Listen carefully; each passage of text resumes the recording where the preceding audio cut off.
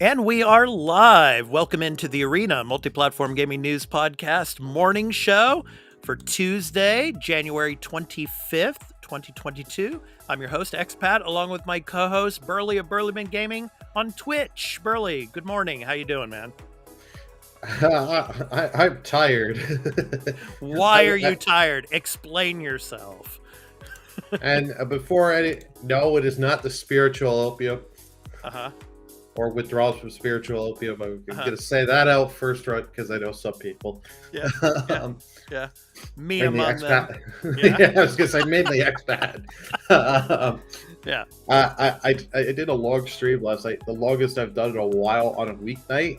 I did over 5 hours last night on Horizon, finishing the Frozen Wilds. Yeah.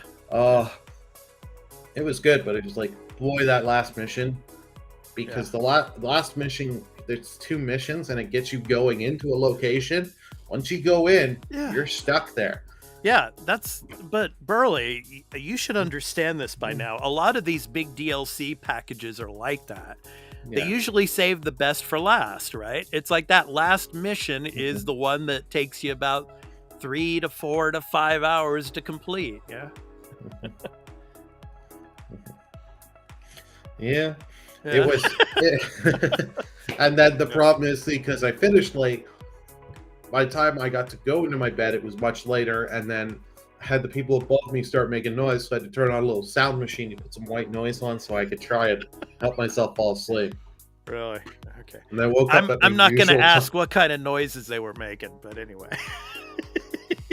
I'm not touching that because let's. But it was only -9 outside before the wind chill, so I did do a small walk. Like, it's small, short, 35 minutes. Okay. Yeah. So did you find out when does your exercise bike come? Apparently it's supposed to arrive at the one location today. Oh, cool. Because the problem is getting shipped to my building. Yeah. They never, none of the shipping companies here ever use our back thing, to buzz, that'll go to our phones. Yeah. Nor even if you tell them to call my cell phone on arrival, none of these shipping companies care. Wow. So I have it shipped to my family, and then my family will bring it down. So I see. Well, that's hopefully by the weekend or early next week, I should have it all good and set. And by that time, the weather will start warming up, and then you don't need it. Well, it'll warm up for a bit, but here's the thing: we're only in January. Yeah. We'll have. We're gonna have snow till April easily. Oh, jeez! Wow. Yeah, we haven't had any snow here in Kanto near Tokyo yet, but I'm afraid it's probably going to be coming in February, as it usually does in Tokyo area. But we shall see. Well, that's why you guys got to go to the Johto region, because you have that whole ice cave. But up in Hokkaido in the northern region, that's the snows all the time. It's like Canada up there. Yeah. All right, so today we're going to be talking about Elden Ring. Of course, Elden Ring's coming out soon in that big February month that's coming up soon, Burley. Elden Ring has gone gold. We're going to be talking about that. We're also going to be talking about a small little tidbit from Nintendo. Nintendo stopped Super Metroid from being unlockable in Metroid Prime. I wonder why they did that. We're going to talk about that. Sea of Thieves is going to be talking about their biggest preview for the upcoming year and what's going to be coming to Sea of Thieves. We're going to be talking a little bit about that. And then we're going to be talking about some of the press releases for Pokemon Legends Arceus from out here in Japan. It seems like the press and the media are loving it. So we're going to talk a little bit about that. Obviously, no spoilers, but and then I'm sure Burley has some things to say about Arceus. We're 3 days away now from the main launch, Burley. So I know you're looking forward to that. So we're going to be talking about that as well. So before we get into those stories, though, here's a brief video segue. As usual, our cup of coffee. Burley, did you put the cup on? You got everything ready? Coffee button activated. All right, here we go.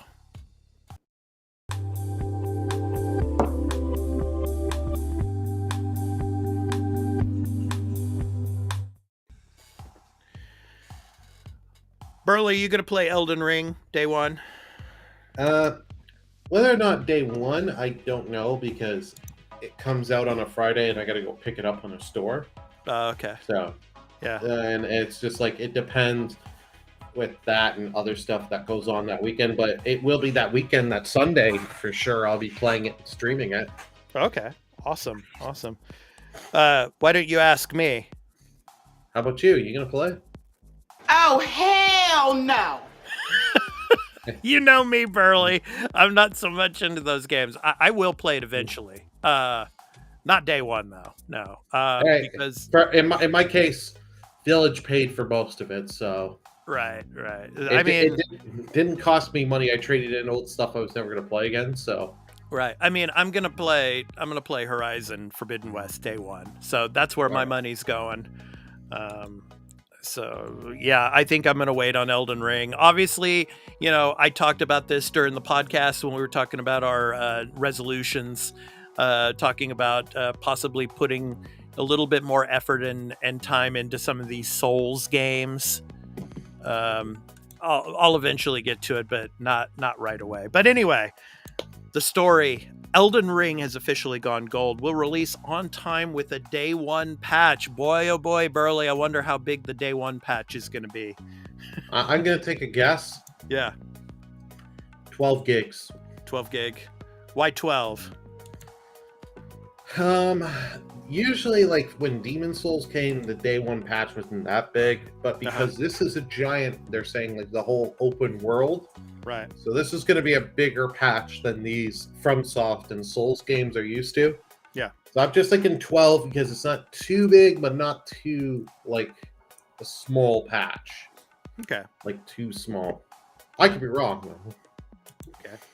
So this is from Zachary Bodie over at Windows Central. So what you need to know. So for example, Elden Ring is one of the most anticipated releases of 2022 and is the spiritual successor of From Software's Dark Souls franchise. So I'm going to read some of this for you. Few games have amassed as much hype and excitement as Elden Ring, the latest project and a brand new IP from legendary developer From Software, creator of Dark Souls and much more.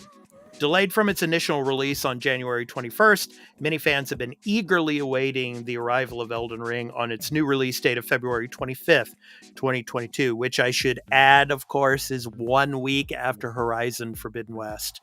So I'm wondering if all of those 2 weeks after Dying Light 2. Yeah. Who we getting? Dying Light 2 ain't overtaking this game. Oh, no way. But I'm just wondering, Burley, if everybody's going to be finished with Horizon Forbidden West in 1 week. I doubt it. I really do. I think it's going to take longer. Yeah, you'll get a few people because you get those people that will play the game nonstop and never stop to except for bathroom breaks and food. Yeah. But you'll get, but the majority it'll be like a couple weeks. Yeah, I think it's for me. I mean, that's when we talked about on the podcast, we were talking about games that we like to complete. I mean, Horizon Forbidden West could become one of those games that I want to do 100% completion on. I mean, we'll see. I'm really looking forward to that. But anyway, during the Taipei Game Show 2022, From Software's Elden Ring producer, Kitao Yasuhiro, alleviated concerns by confirming that everything is on schedule. So I'm going to read some of what he said here. The, quote, master version has already been submitted, end quote, according to Kitao, which means Elden Ring has officially gone gold, an industry indicating a game is finished and ready to be printed onto discs. The team behind the long-awaited RPG is currently working on a day one patch for Elden Ring, which will include a plethora of fixes and tweaks to improve the experience further when Elden Ring releases, including taking feedback from the previous closed network test. So Elden Ring is releasing for Xbox Series X, Series S, Xbox One, PlayStation, and PC on February 25th, 2022, and is now available to pre-order. It's still too early to tell, but From Software's legacy and everything we've seen of Elden Ring indicates this could be one of the best Xbox games of 2022, especially for fans of great RPGs. I mean, all around, not just Xbox, but for PlayStation. But it's because it's a Windows Central article. They're going to heavily kind of fix. Exactly. Yeah. So I don't know, man. Yeah. This game, I mean, like we've talked about this so many times, Burley. You know, this is a Souls game. You know, it's for a particular type of gamer, generally. You know, but they've talked about a little bit about how they're not making it easier, but less stressful. I mean, there were some articles earlier this week that saying they're trying to make it less stressful on players. But I don't know how you could actually do that, because I mean, Well, especially the type of gamer I am, when I play these type of games, you know, after about an hour and then I lose to a boss and have to lose all of that hour's progression, I get pissed. I get angry. So go ahead, Burley. Yeah. I think from people can quote me, tell me I'm wrong in all this, but if I'm remembering correctly, from what I remember reading, they were saying stuff like, because like in Demon Souls, you only had the checkpoint at the beginning of where you came in. Right. When you got to the boss, if you died at the boss, you either had to close the game quick to save, to keep all your stuff. Right. From what you would have to start at the beginning of the level. I think they were saying there's going to be like basically what their version of bonfires or whatever they are. Okay. Before the bosses, so that way if you do die to a boss, you don't have to go through the hour-long trek to go get to the boss. Yeah, I would really love that. I hope that happens. Yeah, and you know what? I know some people don't like this, but who cares about, like, if they have like an easy mode, who cares? I play games to have fun. Exactly. Yeah, there are people that want to do the challenge runs. Good for you. I want to play this and just have fun in the world.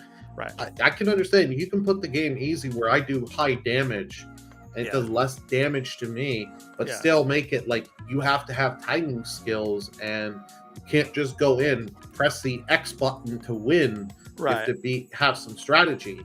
Right. That's fine. Yeah, I've said this time and time again. I mean, like, I'm not 25 years old anymore. If I was 25 years old, you know, because I was a basketball player in college as well, so I'm super competitive, but I'm not 25 years old anymore with the super reflexes that I used to have back in those days. If I was 25 years old again, I would probably want to play on like the most difficult level, kick yourself in the nuts difficulty. Exactly. But now I'm like, you know, I'm at a certain age now where I just play games for fun. You know, I just want to enjoy the stories and things like that. I play a lot of games on easy mode. I mean, that's just because I want to have fun. So, you know, I'm not so much into the, you know, you have to play on the maximum difficulty level. Okay. You know, it's See, for me, like I play and I also stream games. I am a streamer.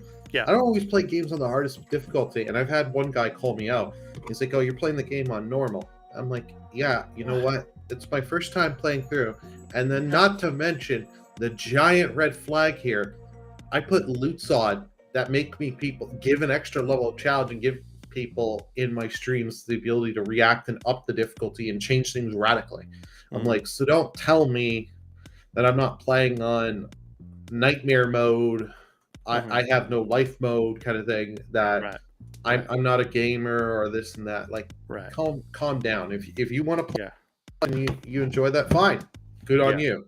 If people want to play to enjoy the story and have fun, good on them. There's nothing wrong with it. Exactly. All right, so it's time to get on to our next story. It's a little fun one, interesting here about Nintendo and the Metroid games. So, Burley, do you have the remote control ready? Yep, you got it ready. So we're ready to fly. Ready. We're ready to fly that drone, everybody. So right after the drone flight, we will be back with our next story on Nintendo right after this.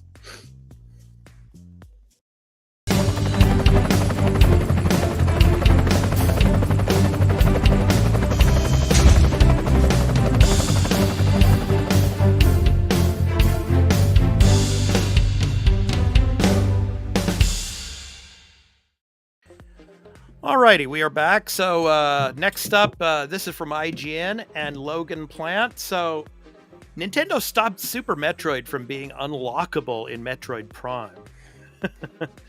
A Retro Studios developer put SNES Classic in Metroid Prime, but Nintendo had other ideas. So this is kind of an interesting little look at kind of how Nintendo doesn't like things to be done differently than what they want to have things, have things done. So I'm going to go ahead and read this for you. A Super Nintendo classic was almost playable within Metroid Prime on Nintendo GameCube until Nintendo stepped in and stopped it from happening.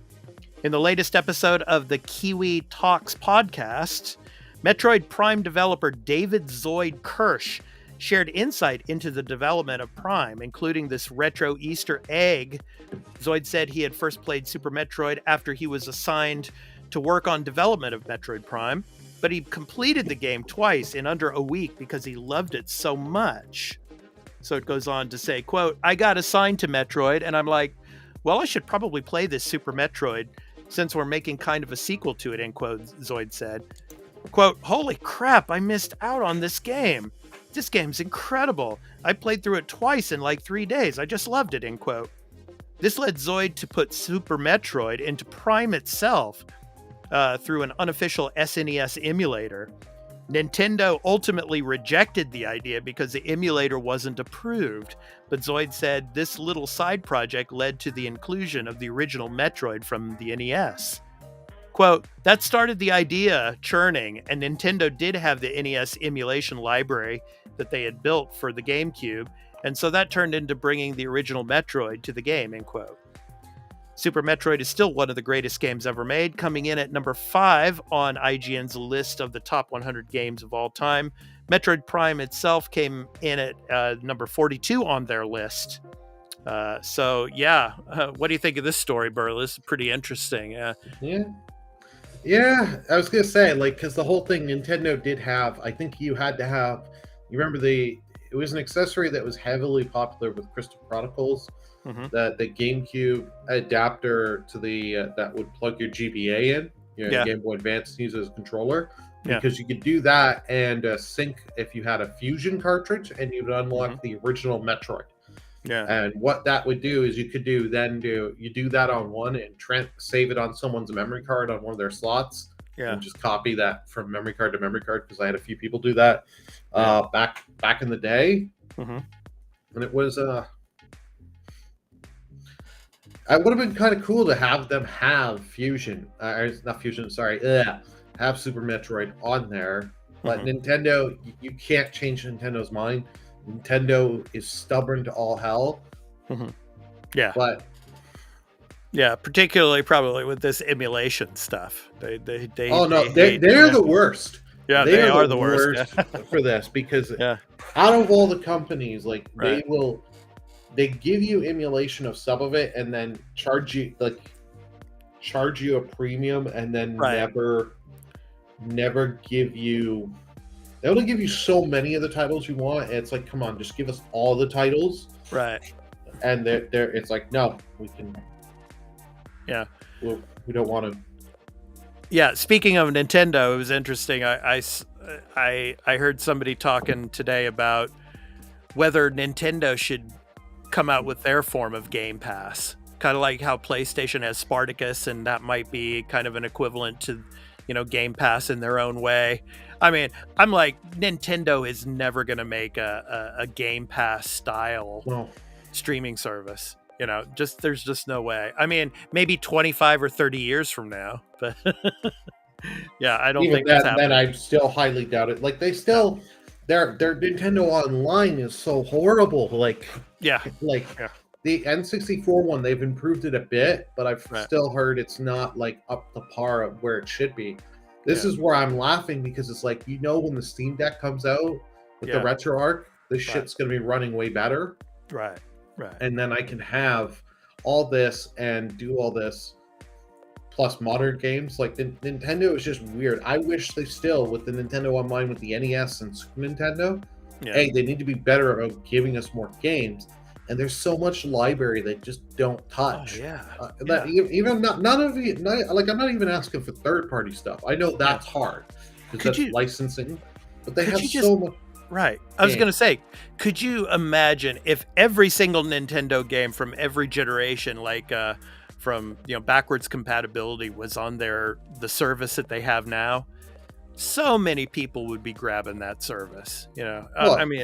Just if you don't want to go license third party, get a bunch of the Game Boy games. give us Game Boy for free. Yeah. The original Game Boy Color, just of the first party Nintendo stuff. Yeah. They would be like they're selling well right now, Nintendo, but Nintendo Online would be shooting up. Oh yeah, big I time. know people that are like, I don't pay for the online anymore.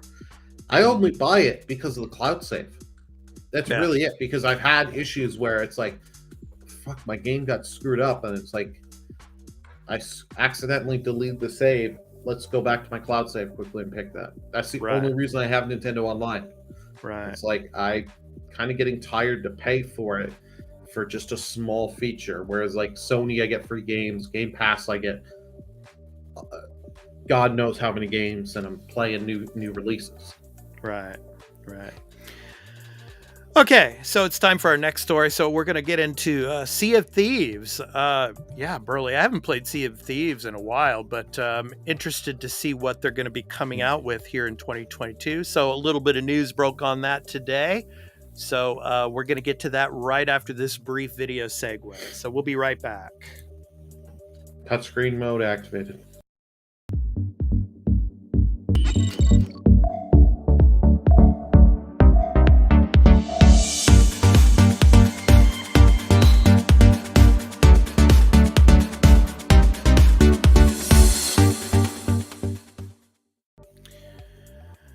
Okay, this is from Andy Brown over at NME. So Sea of Thieves will preview its, quote, biggest year yet, end quote, with a stream this week. So it looks like we're going to be seeing some of what their future updates are going to be. So I'm going to go ahead and read some of this for you here. So this came out this morning. So Rare has announced that a Sea of Thieves 2022 preview event will give fans a first look at what's coming to the pirate game later this year. So there was a video that was shared yesterday on the 24th that revealed some of 2022's content updates. And also what will be teased later this week. The quote, Sea of Thieves 2022 preview event, end quote, stream is set to start at 6 p.m. GMT on Thursday, January 27th. As described in the announcement's description, the stream will include, quote, a look at the adventures, mysteries, and more that await you in the year ahead, end quote. Although fans will have to wait until the 27th to see what's coming, the video teases, quote, 2022 is set to be the biggest year yet for Sea of Thieves, and adds that the upcoming live stream will offer, quote, exclusive first looks at what to expect for the next season and beyond, end quote. So, Burley, did you ever play Sea of Thieves? I've only played about 15 minutes. I played bits of the tutorial. I downloaded it on Game Pass, and it was like, this is just not for me. But what I've heard is like once you get past through the tutorial stuff, it gets a lot better. Yeah. But it's just a matter of I have not sat and had the time to put into it. Right. Maybe I'll check it out. If they're going to be doing a lot of content for the game this year, like I know the game does have a huge fan base. Yeah. So it's like, okay, if they're going to keep putting content on it, maybe I'll take some time, play a little bit on the Series S on my own time. Yeah. And then just see if it feels good, then I'm enjoying it. Maybe make some streams out of it and have some fun.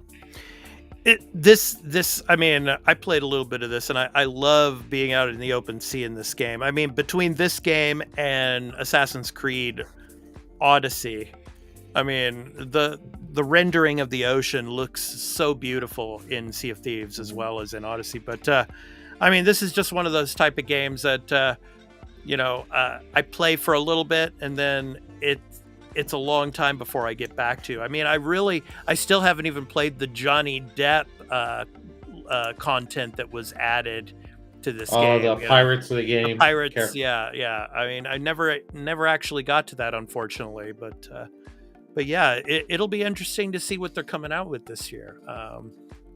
And whatever happened to that Ubisoft game? What was it, Skull and Bones? I mean, that game is dead. The same thing that happened with Beyond Good and Evil 2. Yeah. So we can insert game name here, and you can. Right. They're dead. Skull and Bones, I think it's easy to say they're dead. I just don't know why Ubisoft doesn't say Yeah. it's dead at least. Just tell us it's dead. Yeah. Or they're gonna cut. You know what they're gonna come out with? Skull and Bone NFTs.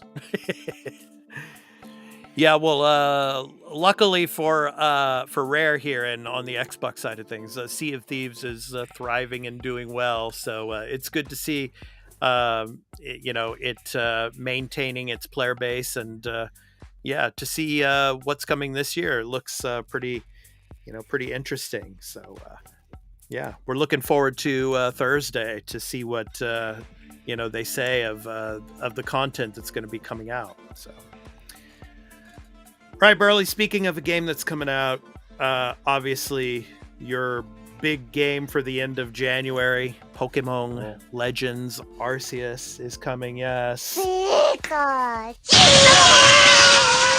I know you've been looking forward to this, and so the press in Japan and the media have been all over this because obviously Pokemon is, it's a big Japanese phenomenon here, out here. Well, it's a big worldwide phenomenon. Exactly. But it started here in Japan, obviously. So we're gonna be looking at some of what the press has been saying here in Japan about Pokemon Legends Arceus. Right after this brief video segue. Get it ready, Burley. Here we go.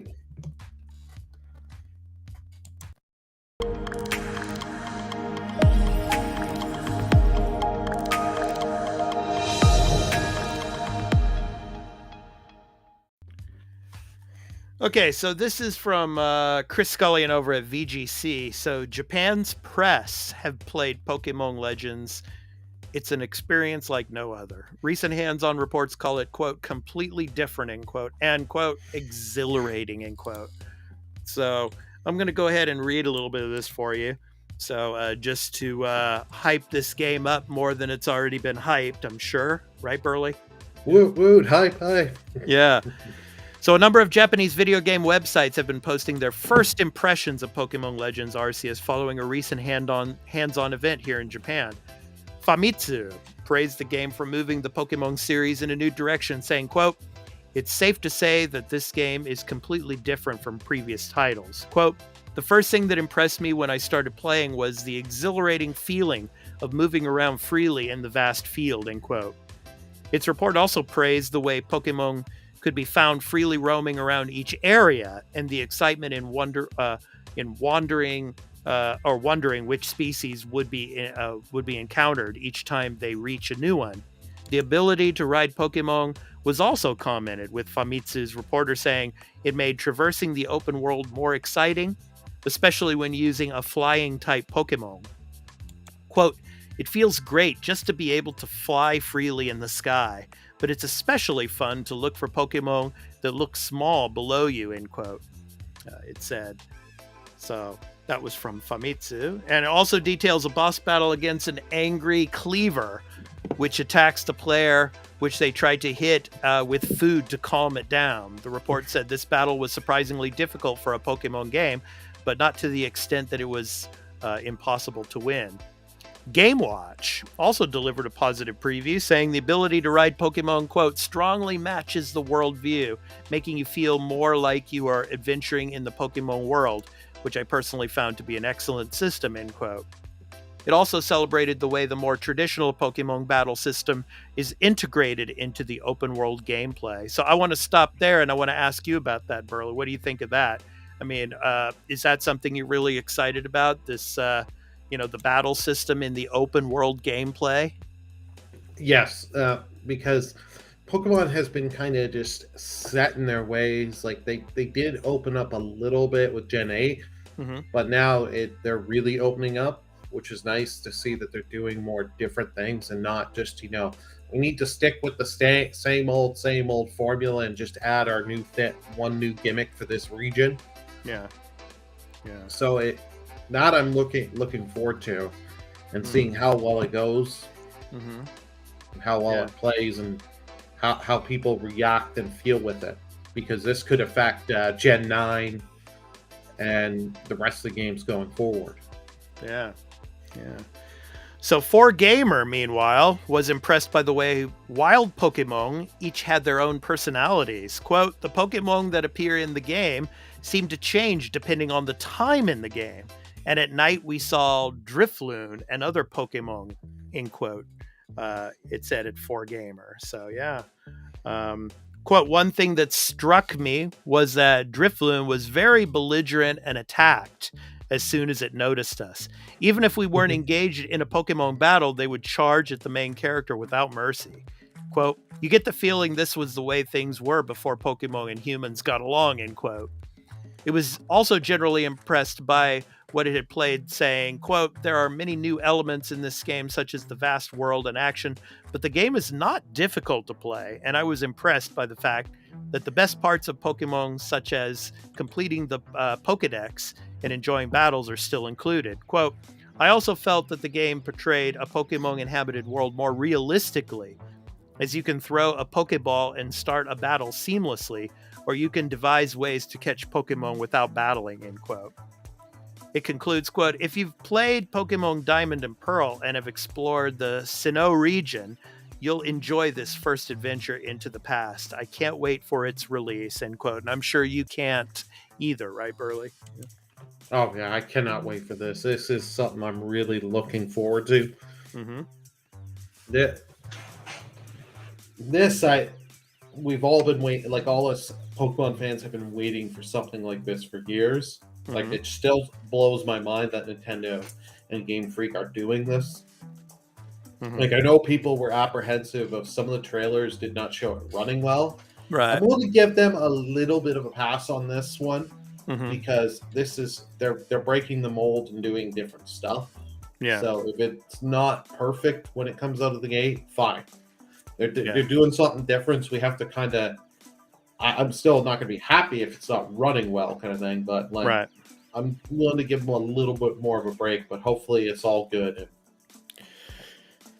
Is this going to have a day one patch? Oh yeah, X-Pat. There isn't a game nowadays that doesn't have a day one patch. Yeah, but I'm just wondering how big it might be. Well, there's rumors because this game has leaked hard. I've been pretty good at staying away from the leaks. Yeah. But the base game, I think, is like 8 gigs, and then there's rumors that the day one patch is like 4 gigs.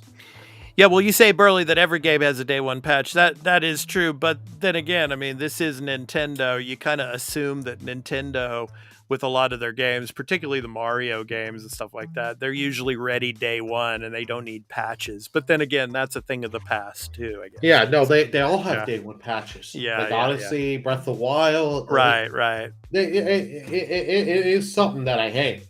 Something like.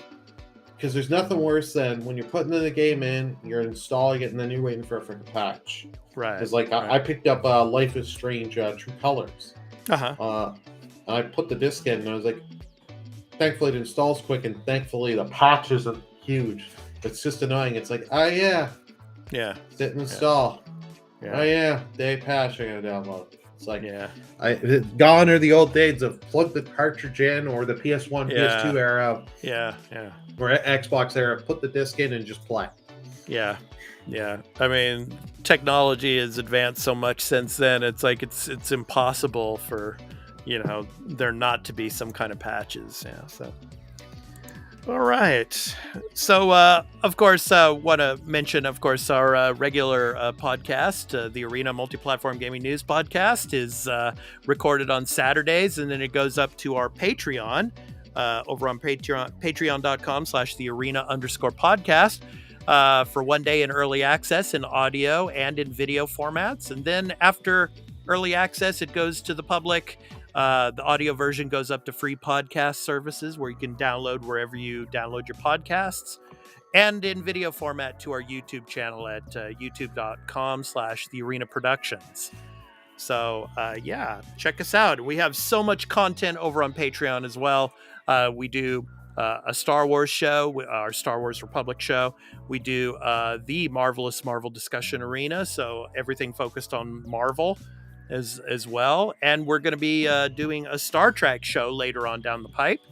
So, lots of content, as well as our post shows for the podcast and our supplemental series for the podcast, the Arena Extra Take, where we go over and review specific games, such as, of course, Burley, when he finishes Pokemon Legends Arceus, we will be doing an extra take episode on that. And of course, Burley and I are also playing Horizon Forbidden West. And when we finish that, we will do an extra take episode, I'm sure, on that as well. And our other Elden Ring. Oh yeah, Elden Ring. We're in the first 3 months of this year. We got so many games. I'm gonna be getting footage for extra take. It's not funny. Yeah. Yeah. So I mean, yeah, there's so much content that we're doing. So come and check us out on Patreon, and if you like what you see, support us and our content over on Patreon. Become a patron. So Burley. Elden Ring has gone gold, so we're not going to get a delay on that. So, and Pokemon Legends Arceus, T-3 days and counting. So, I mean, the storm is about to hit, because once Pokemon comes, then it's just game after game after game when February starts. Yeah. So we're going to be busy on the regular weekly podcast as well, talking about these new game releases and stuff like that. So, good stuff. Yeah.